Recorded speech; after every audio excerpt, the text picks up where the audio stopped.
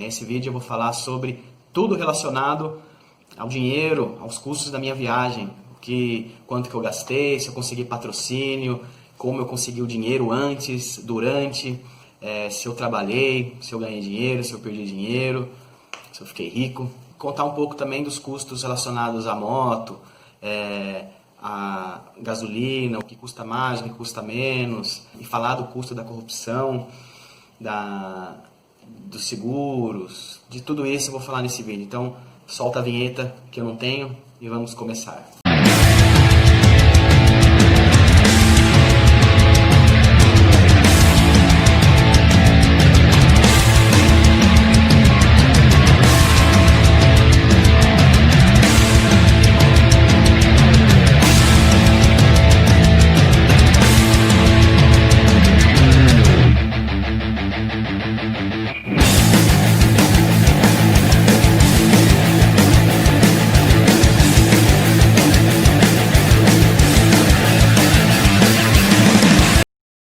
Vinheta é o café.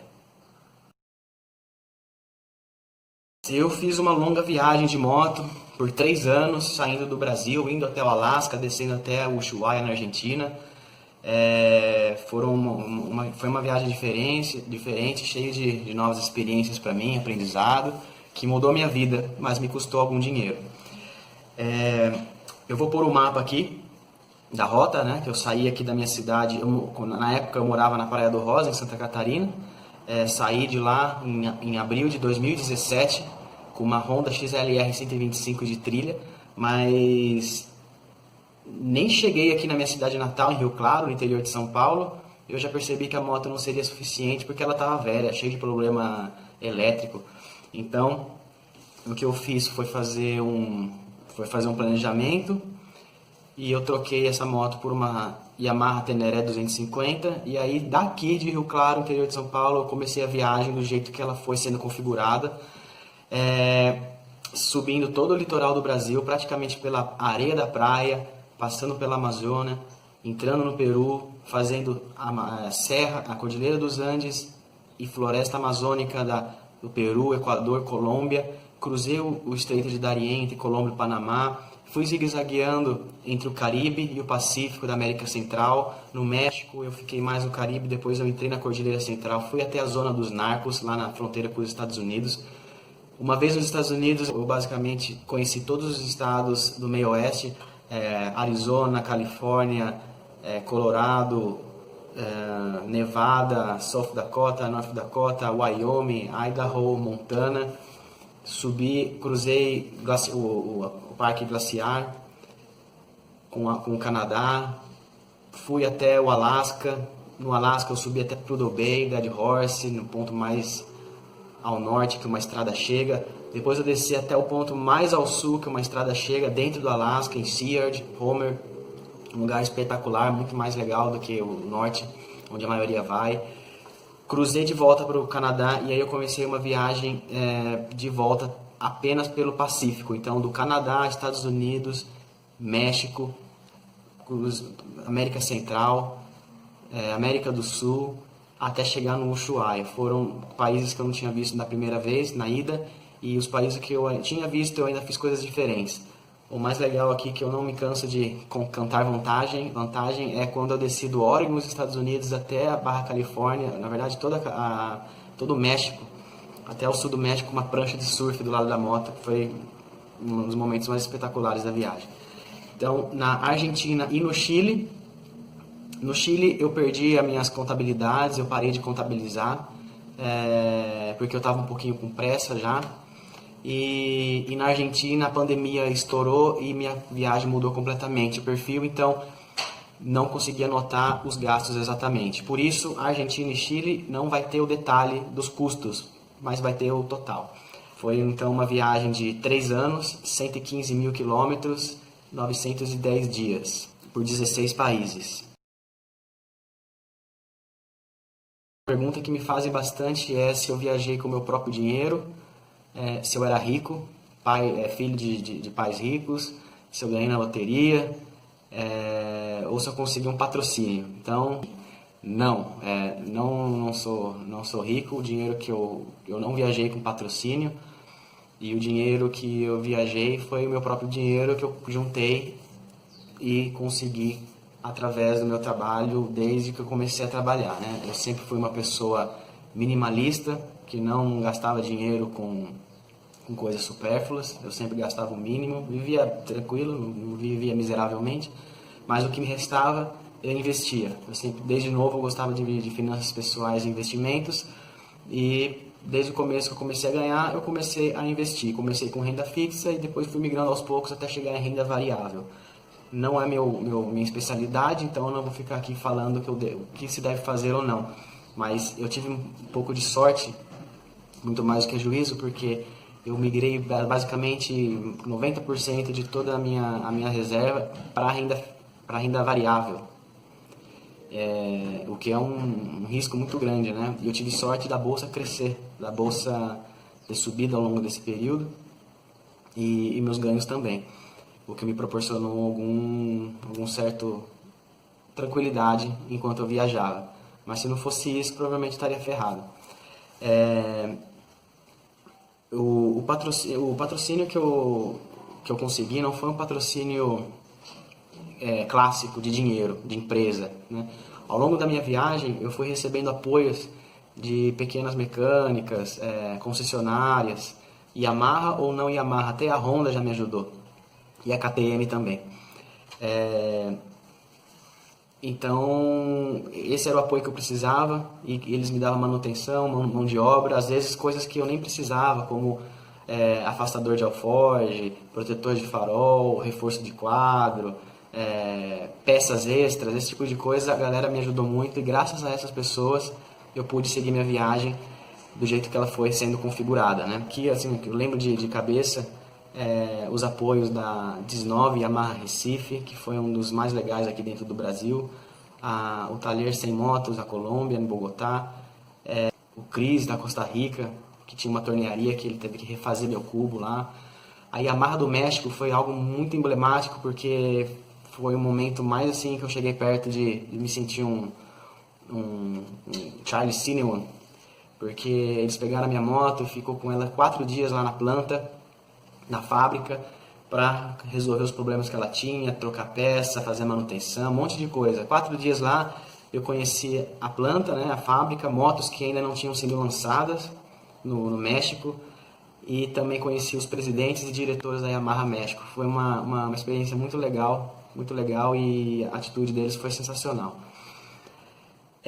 Esse foi o apoio que eu tive durante minha viagem, fora os apoios de alojamento, às vezes pousada e comida que me davam ao longo do caminho também. Mas eu tive no meio do caminho um apoio muito grande também, que foi a ProTorque, que me possibilitou fazer essas camisetas aqui para eu vender online e conseguir um dinheiro para atravessar da Colômbia para o Panamá. Graças à venda dessas camisetas a pessoas que acreditaram nesse projeto, nesse meu sonho, eu pude seguir a minha viagem. Eu tenho o nome de todo mundo que me ajudou aqui comigo, e quando eu lançar o meu livro, o nome dessas pessoas vão estar nesse livro também como grandes apoiadores de um sonho. Tá? Eu não esqueci de vocês, meus amigos. Esse livro vai ser lançado em breve não sei, mas ao longo desse ano. Estou escrevendo essas memórias. Também vai ser uma maneira de custear o que eu gastei, né? Retornar o que eu gastei. Também trabalhei ao longo do caminho, voluntariei, né? Voluntariei em alguns lugares com os campesinos dos Andes, na Cordilheira dos Andes, no Equador, com os indígenas da floresta amazônica, alguns trabalhos em hostel no Brasil, Praia da Pipa, em Itacaré, e no Alasca eu tive a oportunidade de trabalhar, né? O único lugar que eu trabalhei por dinheiro foi cortando lenha, né? Graças ao contato do meu amigo Matias, o andarilho solitário. Quando eu cheguei lá em Alasca, em Fairbanks, ele tinha um contato, eu fui lá cortar lenha, virar lenhador. Mas para quem busca trabalho no caminho, Canadá e Estados Unidos, sobra. Eu, sem procurar, recebi a proposta, principalmente no Canadá. Agora eu vou falar, antes de começar os números exatos, também falar como é que eu lidei com o dinheiro ao longo desses 3 anos, né? Em relação à conta, né? Porque não existe uma conta internacional. O brasileiro está atrelado somente ao que existe aqui, né? Banco Itaú, Santander, Bradesco, Caixa. E lá fora nada disso existe, não funciona, né? Até tem uma agência do Bradesco, uma agência do Santander, na verdade, do Itaú, do Banco do Brasil, mas é escasso, são sistemas diferentes, eu já precisei e não funciona, não tem nada a ver, o Itaú de lá com o Itaú daqui. Então é um tema que foi um pouco traumático, porque algumas vezes eu penei. Quando eu saí para viajar, eu tenho a minha conta no Itaú e numa corretora de valores, com o qual eu fazia meus investimentos. E no Brasil foi tranquilo, né? Quando eu saí do Brasil complicou, né? As coisas começaram a ficar um pouco complicadas. E complicou ainda mais por causa de alguns eventos que ocorreram que eu vou narrar em breve. Mas basicamente eu fazia assim, eu tinha lá os meus investimentos que me rendiam cerca de 1.000 a 3.000 reais, dependendo do mês, da volatilidade e da ascensão ou queda da bolsa. Tinha meses também que ela caía, e isso me preocupava um pouco, mas no geral ela estava subindo e me proporcionava uma média de 1.000 a 3.000 reais por mês. O problema lá fora, depois na parte internacional, era como eu sacava esse dinheiro, como eu pagava as contas, porque existe o IOF, que é uma taxa que encarece e muito os custos de uma viagem internacional. Mas eu consegui abrir uma conta internacional num banco que chamava Leopay, que se situava em Malta, né, perto da Itália. E com esse banco era mil maravilhas, porque eu conseguia transferir via TransferWise da minha conta do Itaú direto para essa conta internacional. Eu tinha o cartão da conta internacional e eu pagava as coisas lá fora sem nenhum problema, sem nenhuma taxa extra, como se fosse um cartão de débito, né? O problema é que esse banco foi enquadrado como suspeita de lavagem de dinheiro e eles fizeram umas acrobacias judiciais e acabaram mudando de país. E eles mudaram para um país onde a legislação não permitia que correntistas não europeus tivessem conta ali. Então todo mundo perdeu sua conta, inclusive eu. A minha sorte é que eu tinha 4 euros só que eu consegui resgatar, mas muita gente perdeu dinheiro. Então a partir desse momento eu fiquei basicamente só com o que todo mundo viaja mesmo, que é eu fiquei refém do cartão de crédito. E eu tentava não usar ao máximo. Só que eu perdi o cartão de crédito quando eu cheguei nos Estados Unidos. Então, mais de metade da minha viagem, até o Alasca e depois voltando até o Ushuaia, eu não tinha nada. Não tinha cartão de crédito, não tinha cartão de débito, não tinha nada. Só tinha que confiar nas pessoas para fazer transferência via TransferWise da minha conta do Itaú para ela diretamente. Ela sacava e dava o dinheiro na minha mão. Então, eu viajei mais da metade do tempo com esse recurso. Nunca aconteceu nenhum problema, porque no caminho a gente só encontra gente boa. E também tinha, em segundo caso, o Western Union, que eu transferia para minha irmã transferia para mim em qualquer lugar que eu estivesse no mundo. Funciona, mas também é um pouco caro. O TransferWise é a melhor opção, a melhor maneira, tá legal? Algumas pessoas me perguntam, me pedem para indicar seguro internacional. Eu viajei quando eu saí aqui no começo, eu, né, virgenzão de viagem, não sabia nada, fiquei preocupado e contratei um seguro internacional da Travel Ace, que me custou R$ 1.300 mais ou menos, cobria a Mercosul durante um ano. Mas logo que eu saí do Brasil, não fiquei tanto tempo na Mercosul. Então, eu viajei quase todo o tempo sem seguro internacional, né? Só fazendo seguros que eram obrigatórios de país para país, mas eu vou contar um pouco mais adiante isso daí.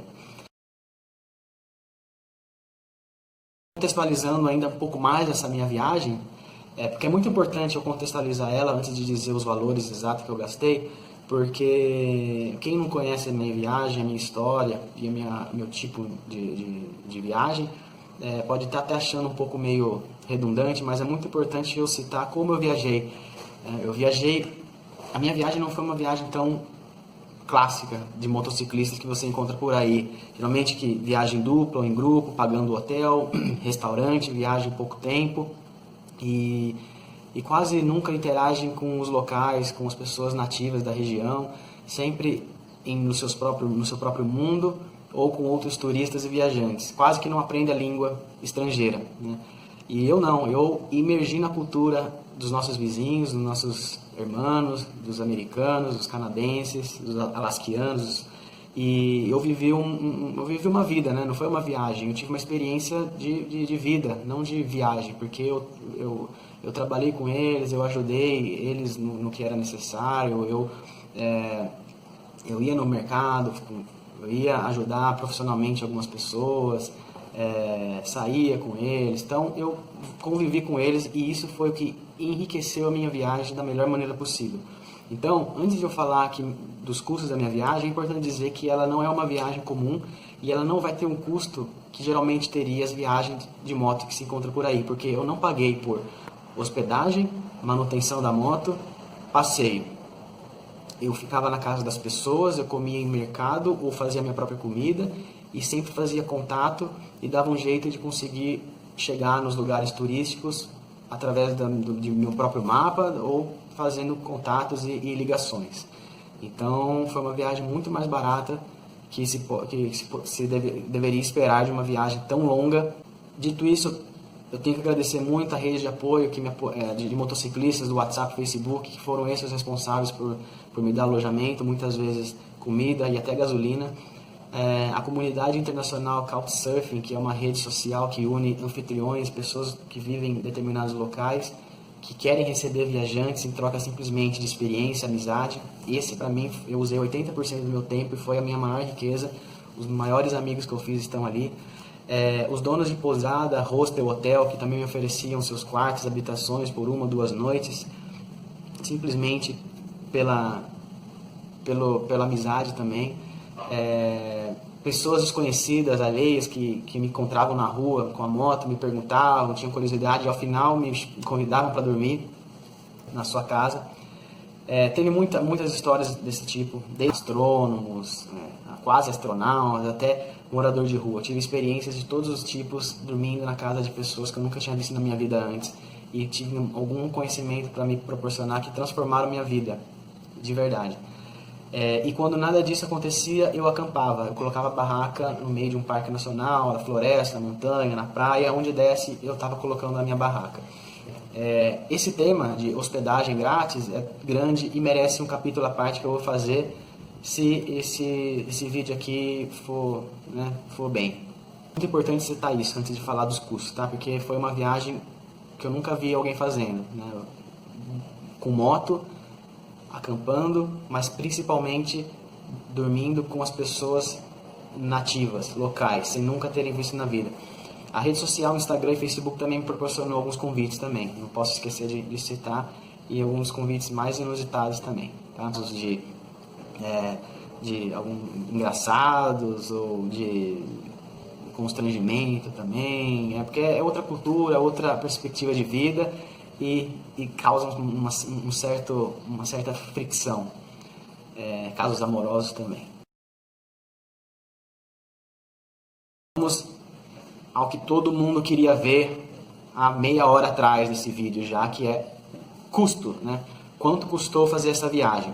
Viagem de 910 dias, né? Quase 3 anos, 115.400 quilômetros por 16 países.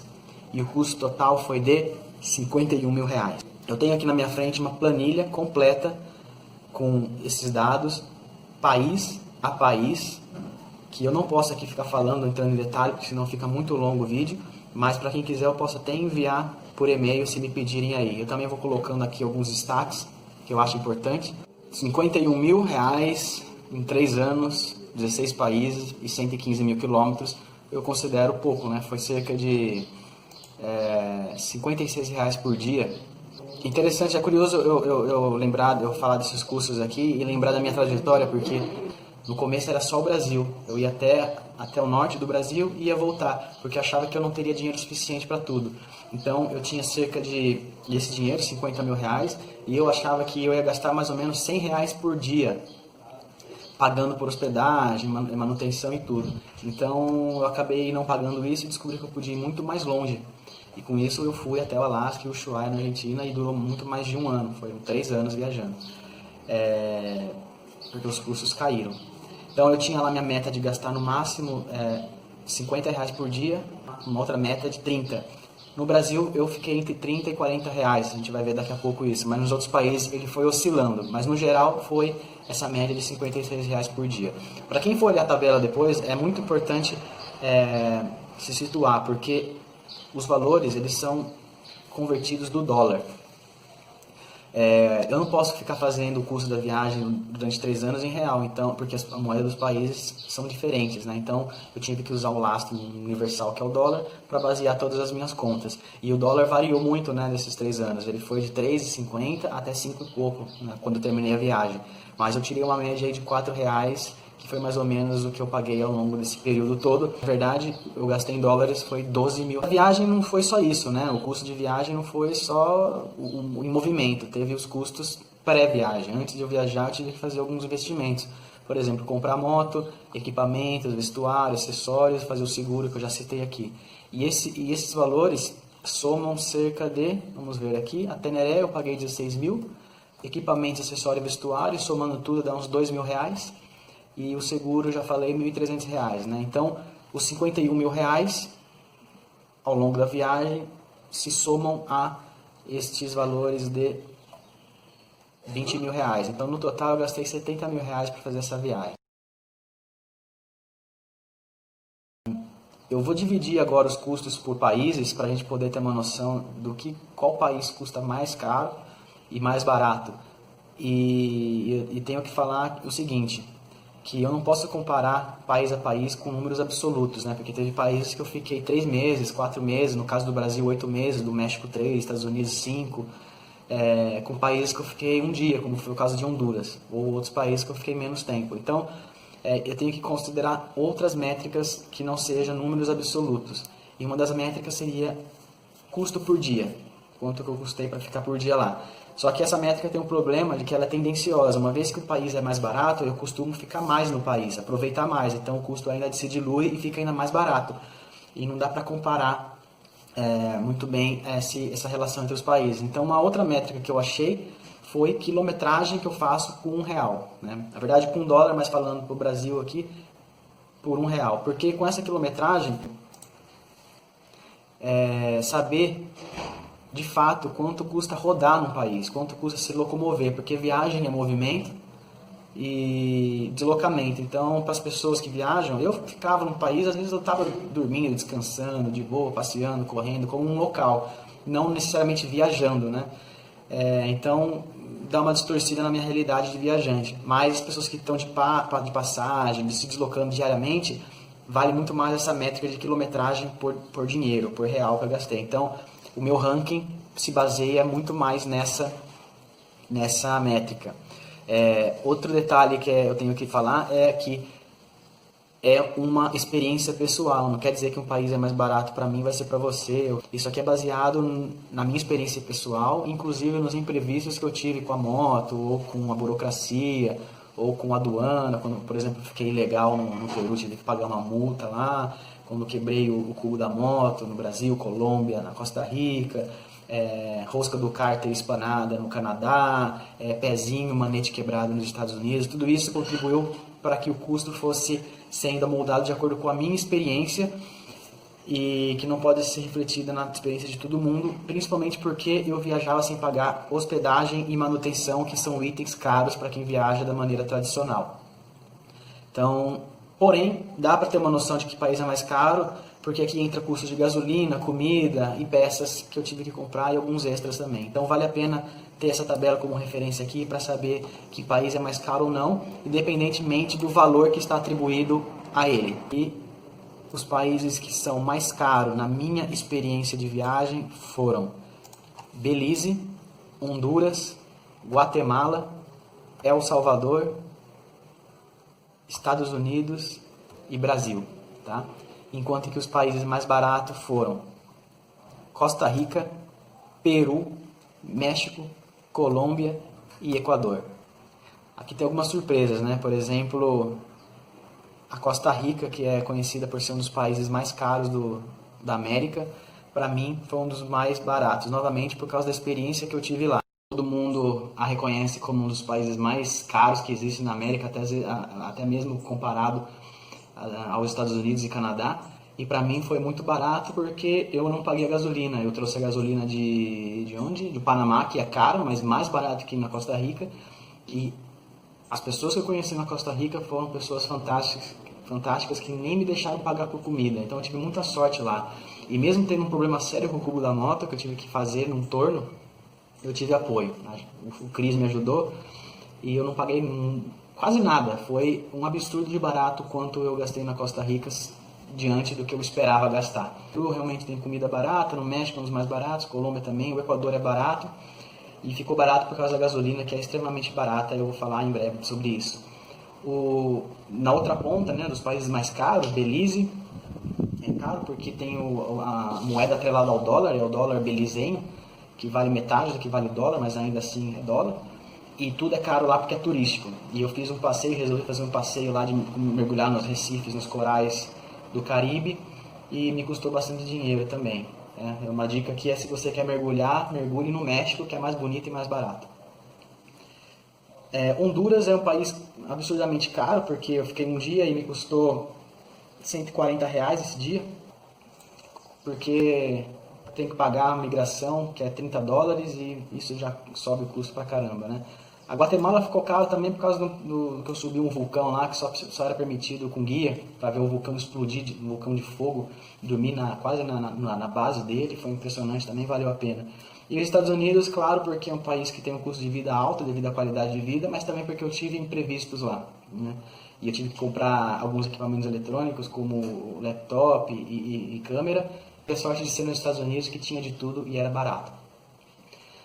Tá, legal. De modo comparativo, eu vou pôr aqui a tabela para comparar aqui esse custo por dia e quilometragem por real, para vocês terem uma noção, né, de país a país, mas eu vou passar rapidamente aqui para os mais caros. Por exemplo, Belize me custou, eu conseguia rodar 3 quilômetros com $1. E a Costa Rica, por exemplo, eu rodava 15 quilômetros com o mesmo dólar. Belize eu gastei R$ 133 por dia e na Costa Rica R$ 14 por dia. Foi o país mais barato nesses quesitos aí. Se você quer saber em que posição o Brasil se encontra nessa tabela aí de países mais caros e baratos, te digo já, o Brasil é o 6º país mais caro no quesito quilometragem por dólar, né? O quanto eu consigo rodar por dólar. Enquanto em Belize, que é o mais caro, eu rodo 3 km por dólar, e na Costa Rica, que é o mais barato, eu rodo 15 km por dólar, no Brasil eu rodo 9 km por dólar.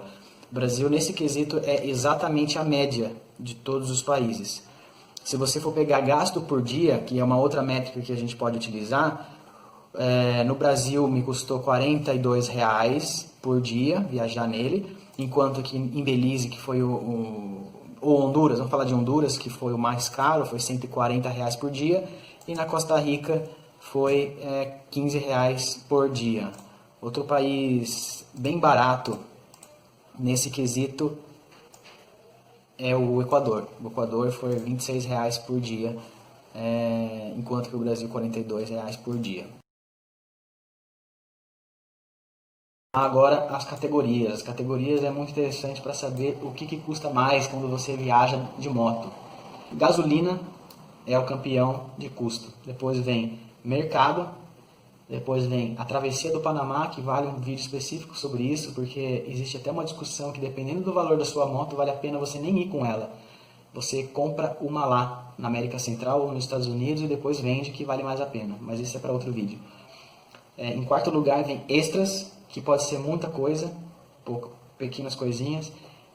Manutenção da moto, que basicamente aqui é tudo que eu tive de comprar ou de pagar pela moto, desde de óleo até coisas mais grandes, como não lembro o que eu paguei de coisas grandes agora, acho que não foi muito, mas coisas aí.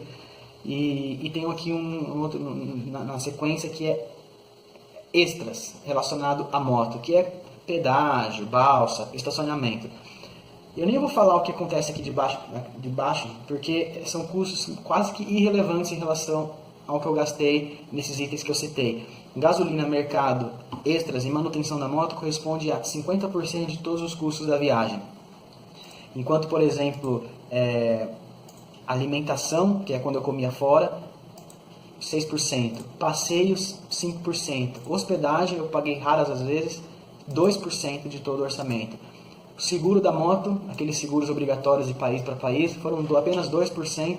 E tem um item interessante aqui que é noitada, que foi 2% também. Tá? Gasolina. Gasolina foi o item que eu mais gastei na viagem, né, relacionado aos outros custos. Foi 16% do orçamento total foi dedicado à gasolina, né, comprar gasolina para me locomover. E onde a gasolina foi mais cara foi em El Salvador, no Brasil, Panamá, Canadá e Nicarágua. E os mais caros e os mais baratos foram Equador, Peru, Guatemala, Estados Unidos e México. Tá? Por exemplo, a gasolina mais cara, eu não tenho aqui o valor por litro, né, mas eu tenho o valor aqui por quilômetro rodado. Então, em El Salvador, como era em dólar, ficou caro mesmo. E por ser um país pequeno que não tem muitos recursos naturais, eu acho que eles importam tudo, então isso atrapalha um pouco o custo. E o Brasil, que é uma safadeza só, né, foi o segundo colocado da lista nesse quesito de gasolina cara. Né, não sabe o custo que tem o Brasil. A Costa Rica tem a gasolina mais cara que o Brasil, mas, quer dizer, comparado, né? Só que eu não comprei gasolina na Costa Rica, então não conta. Já o Equador, de todos os países que eu fui, é o mais barato porque o governo subsidia a gasolina. Então, eu lembro que era $1 o litro. Não, menos. Era $1 o galão. Era cerca de 30 centavos de dólar o litro lá. Então, barateou muito e foi por isso que eu fiquei 3 meses no Equador, porque rodar lá ficou barato, né? A Venezuela é um país muito barato também gasolina, mas eu não fui, e na Bolívia também eu não fui, então não sei dizer. Eu sei dizer que, por exemplo, na fronteira da Colômbia com a Venezuela, tinha gasolina clandestina dos venezuelanos e também era bem barato, mas não entra aqui no custo. Eu cheguei a abastecer para ver, para ter essa experiência com a gasolina venezuelana, e ela tem até um cheiro diferente. Pena que não dá para comer nem beber, né? Agora o mercado foi um item que me pesou bastante, mas foi positivo, porque se eu tivesse deixado de fazer mercado, eu teria que comer fora e ia gastar muito mais. Então, mercado é o segundo colocado nos meus custos aqui, ele corresponde a 15% de tudo que eu gastei. E onde é mais barato onde é mais caro fazer mercado? Claro, Estados Unidos, Canadá, Belize, Panamá, Equador e Brasil. E onde é mais barato? El Salvador, Colômbia, Costa Rica, Peru e México. Então, tá aí os custos relacionados a mercado. A comida foi esse item aqui, ele é o 8º item mais caro da minha lista. E é relacionado a quando eu comi fora, né? Muita gente não pode fazer a própria comida porque não tem onde fazer, então tem que comer fora mesmo. Então eu coloquei aqui, eu destaquei aqui os gastos de comida, onde é mais caro. Estados Unidos, Panamá, no Peru, Guatemala e Nicarágua. E onde é mais barato? Costa Rica, Colômbia, Equador, Belize, Brasil. E o item mais interessante para todo mundo que viaja de moto é o custo relacionado à manutenção da moto, né? Eu quase nunca paguei, mas quando eu paguei eu computei aqui para saber o que tinha. E na maioria dos casos, eu posso dizer que tudo que é relacionado à moto deve ser mais de 50% e 70% a troca de óleo, né, que eu tive que fazer, porque eu não tive grandes problemas que eu paguei para resolver, só pequenas coisinhas rotineiras como a troca de óleo. Então, geralmente onde é mais caro a moto, né, rodar com a moto, é o Canadá, o que no meu caso foi, né, pessoalmente falando, Canadá, Belize, El Salvador, Estados Unidos e Panamá. E o mais barato foi no Equador, Costa Rica, Brasil, Nicarágua e Peru. Aqui é um pouco controverso falar isso, porque eu fui ajudado e é muito inconstante, né, minha relação com a manutenção da moto, né? Eu tive problemas grandes, que vai valer outro vídeo também, mas muitos desses problemas grandes foram solucionados de graça, graças a pessoas boas que apoiavam a viagem. Então não entra os custos aqui. Por outro lado, eu tive o azar ou a sorte de acontecer alguns problemas e pagar por eles, como foi no Canadá e Estados Unidos, então subiu o preço do custo da moto lá dentro. Os Estados Unidos, por exemplo, cobra $180 a hora pela mão de obra, então é um absurdo mesmo pra gente que ganha real aqui no terceiro mundo. Comparando os gastos gerais fora do Brasil e dentro do Brasil, o ranking de categoria não muda muito. Gasolina, mercado, extras e manutenção da moto são os 4 itens mais caros fora do Brasil e dentro do Brasil também. O que muda um pouco é a porcentagem. Por exemplo, lá fora, gasolina 16%, no Brasil 24%. Mercado, 15%, no Brasil, 22%. Manutenção da moto, 8%, no Brasil, 9%. Extras, 13%, no Brasil, 13%. O que se nota aqui é que esses 4 itens pesam mais no Brasil, o que significa que o Brasil tem preços maiores em relação a isso lá fora.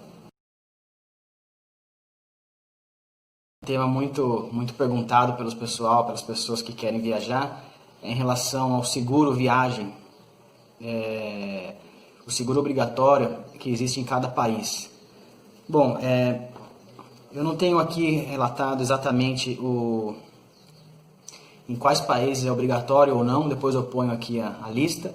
Pelo que eu me lembro, no Brasil, no Peru é obrigatório, na Colômbia é obrigatório, na Costa Rica, em Honduras e nos Estados Unidos é controverso. Há pessoas que falam que é obrigatório, há pessoas que falam que não é obrigatório. Quando eu estive lá nos Estados Unidos, eu fiz um seguro pela Progressive, que valia durante 1 ano para os Estados Unidos, Canadá e México, e o valor não utilizado foi reembolsado. Então, vale a pena, já que o país é caro e se acontecer alguma coisa, você está ferrado lá, né? Porque é um país que vive basicamente em cima do dinheiro e de pedir indenização, essas coisas. Eles são caçadores de indenização lá. Mas, né, relacionado a todo o custo da viagem, foi um custo bem baixo, foi só 2% de tudo que eu gastei na viagem, então é praticamente irrisório. Você não vai precisar se preocupar tanto com isso para viajar. Antes, eu digo, você pode fazer o seguro quando você chega no país, né? Na fronteira mesmo é o melhor lugar para fazer o seguro, só peça aquele desconto clássico que sempre existe. E se você vai viajar para mais países dentro da América Latina, eu tenho um contato de uma pessoa que vende o seguro mais barato e vale para para todos os países. Com um seguro, durante 3 meses, você pode rodar ali em todos os países, né? Só me comenta aí se você tem interesse em saber isso ou não. Faltou comentar um item muito polêmico aqui, o custo da corrupção, né? Das propinas que existem nos países aí, irmãos do Brasil. Muita gente comenta sobre isso, fala que teve problemas com policiais corruptos, com agentes de imigração que queriam encontrar problemas onde não existia, não queriam deixar passar, ou queriam sobretaxar um item ilegalmente. E eu não tive nenhum problema em relação a isso. Me pararam uma vez na Costa Rica para inventar uma multa que eu tinha passado na linha contínua, mas eu consegui sair sem pagar. E no Peru, no Equador também teve 2 policiais corruptos que só me pediram descaradamente por dinheiro porque eu estava com a câmera ligada e eles perceberam. E de resto nunca tive nenhum problema com policial, só alegrias. Conheci policiais inclusive que me deram até casa e comida. Então viajar foi uma experiência positiva em todos os sentidos, inclusive positiva até onde as pessoas achavam que só tinha chance de ser negativa.